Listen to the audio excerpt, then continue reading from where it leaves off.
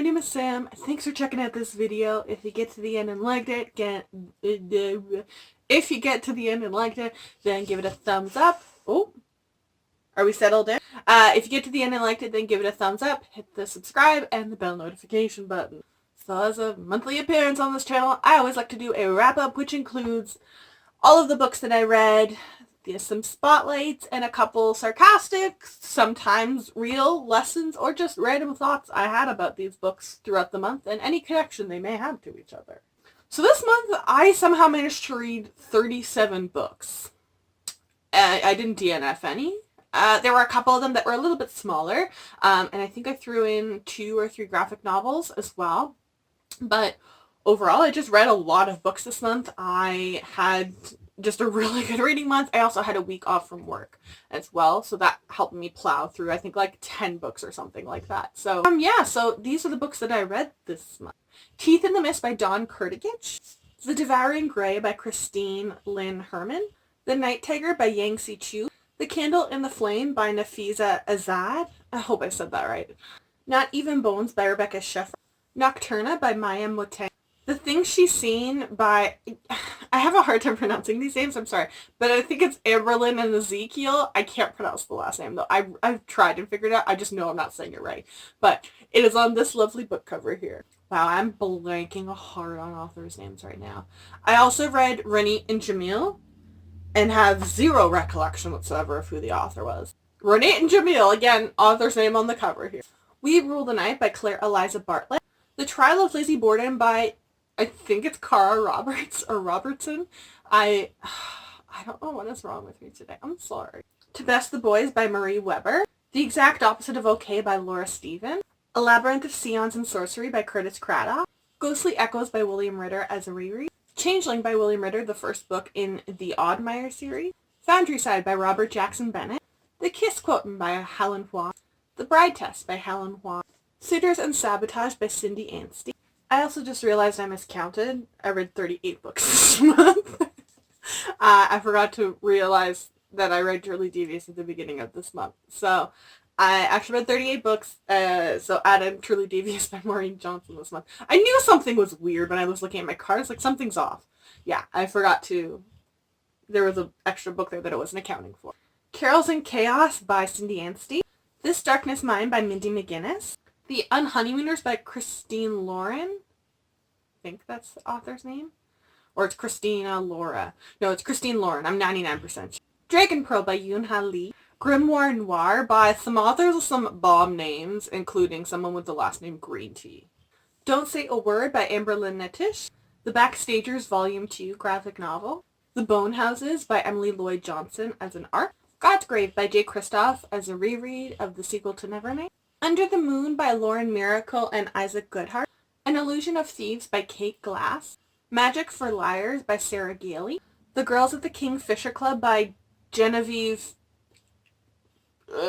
something Genevieve. I'm so bad. Oh my god, I'm so bad at this today. All the Bad Apples by Moira Fowley Doyle. The Last True Poets of the Sea by Julia Drake as an art. The Huntress by Kate Quinn as an art. Bringing Down the Duke by Evie Dunmore. And finally, The Girl Who Could Move Shit With Her Mind by Jackson Ford. So spotlights, least to most favorite. Starting off with my least favorite. I think just because I read so many good books this month, I have to go with Renée and Jamil. I talked a lot about that in my review, but I had some issue with the structure of the story. It was too short. There were some beautiful lines in there, but the book was compiled weirdly, and it took a topic like Israel and Palestine and never really kind of tried to like talk and explain it. So that was a little bit disappointing. I think as far as a Shakespeare retelling as well, it just didn't really fill the need that I had for Shakespeare retellings, unfortunately. So this was just not, it was a miss for me, unfortunately. I think the most surprising book that I read this month probably would be The Exact Opposite of Okay by Laura Stephen. This book deals with a lot of things that just make me angry.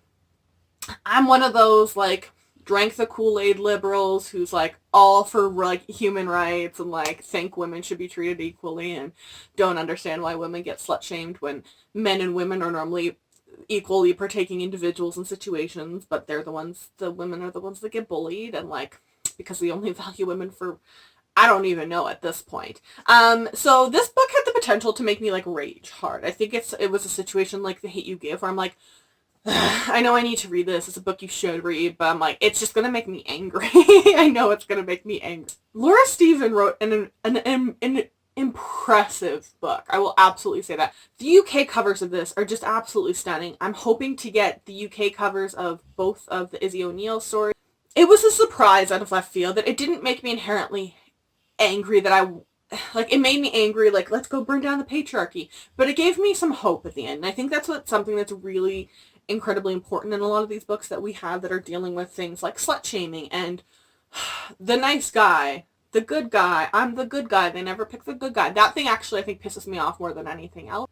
But the main character is sarcastic and she's resilient. And the main character is definitely flawed as well, too. She's not painted as this perfect human being, but it's sex positivity, and it really does bring up this whole, like, I'm the nice guy complex. They never pick me, so that's a reason I should treat them like crap. Or, like, the friend zone is the worst thing that could ever happen to you as a human.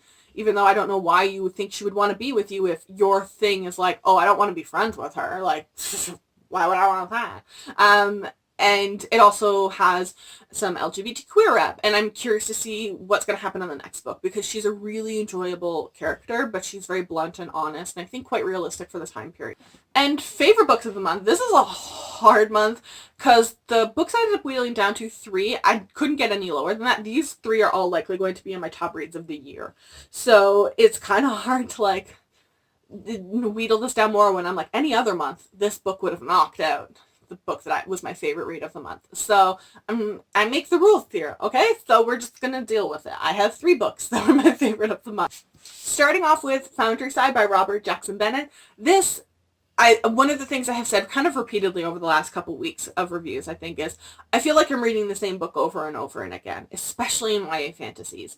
And this is technically an adult, but it's really more of a YA, I think closer on the YA spectrum of adult fantasies. This didn't feel like I was reading one of the same books I've already read before. The magic system was cool. I'm excited as heck for the sequel. I returned it to the library and got my own copy, which I think is a big sign. And I loved that it delivered on this like heist concept that I love from things like Six of Crows. It delivered on it, whereas I think something other that I read this month, like Illusion of Thieves, it had the heist promise, but it didn't follow through on it. So this was just exactly what I needed. The Kiss Quiltin by Helen Huang. This book did things to me, and I understand the hype of it now. It's very much warranted. I'm not someone who generally reads romances. I'm getting more into it now because of this book, though.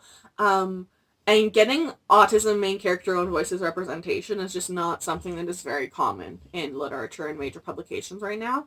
And I love that it's so popular and people are learning and understanding characters that have different abilities and just function a little bit differently than everyone else. And lastly, All of the Bad Apples by Moira Fowley Doyle did not disappoint me by any means. I think this is actually the favorite book I've read from her. She was already an instant buy author for me.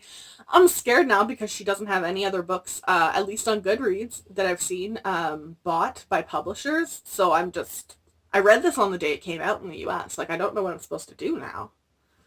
But once again, she always packs a punch with her writing. It's always got queer rep. We have Own Voices gay rep in here, as well as bisexual rep.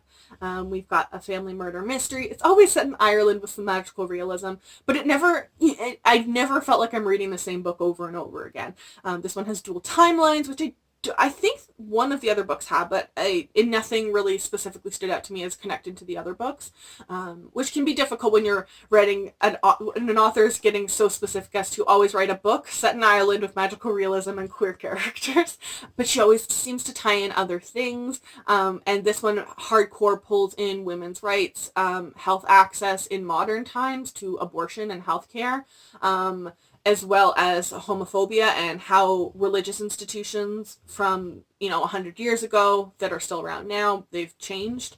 But the things they did back then have irreparably impacted the government and the laws we have now, and it's still causing damage to this day. So some lessons this month. I read quite a few books this month that I would not have read otherwise without the library. Shout out to you publishers who don't hate libraries, the few of you that exist out there. So I just thought it would be kind of interesting, actually, and helping me continue to use the library so I can have money and get to read more books that I wouldn't otherwise have read, pick up more authors that I had never heard or read of before. I believe that's honestly the beauty of freaking libraries. I mean, I've ranted about this in my Rambling Librarians as well, but I didn't really get to pleasure read in postgrad or grad or undergrad. So that was like 6 years, and I honest to God didn't read a ton in high school. I worked full-time mostly. I played hockey rep competitive for an out-of-town team. I was in school full-time in high school, and I had an hour-long commute to school every day. So I didn't really have much time to read. So there is like this plethora of years, over a decade really, where books are being published and I just wasn't in the reading community. I didn't know about them. And because the library has them on the shelf when I go in, or they have them on their, like the digital e-resources apps, I find out about them and I read them. So publishers who think libraries steal their patronage, I wouldn't be giving you the money either way. I don't have it. But I'm also reading more books by publishers that or by authors you've released. You're more likely with higher circulation to have more of those books purchased. And y'all need to stop pretending that we all have like millions of dollars to throw at publishers and we're just gaming the system by using libraries. We don't have the money, okay? This is millennial era now. Thank you. But I thought it would be interesting to try for the next couple months to I'm just curious. My library is wonderful. They have at the bottom of our receipt, it tells you how much you've saved each year. So I always kind of keep track of that. I've saved like $3,000 this year or something like that on just the physical stuff. That's none of like the digital audiobooks I've borrowed. So I went through all like the list of books that I read, and I think I counted 15 books that I used either like exclusively a library copy or like borrowed an audiobook to listen along with my own physical copy. So 15. Well, honestly, there were quite a few. There were some adult books in here, but we'll just put it at $22. It's going to be higher than $22 average. But like 15 books times 22 is 330. So let's round up to at least 350. I saved at least $350 this month that I wouldn't have had to spend at for publishers anyways. So I read basically I got a free credit of $350 of the books to read. Well, not free because I pay taxes. Whatever you make of that. So thanks to the library, I was able to read about $350 worth of books that I would not have read otherwise. And actually I think quite a few of them were from authors that I had never heard of.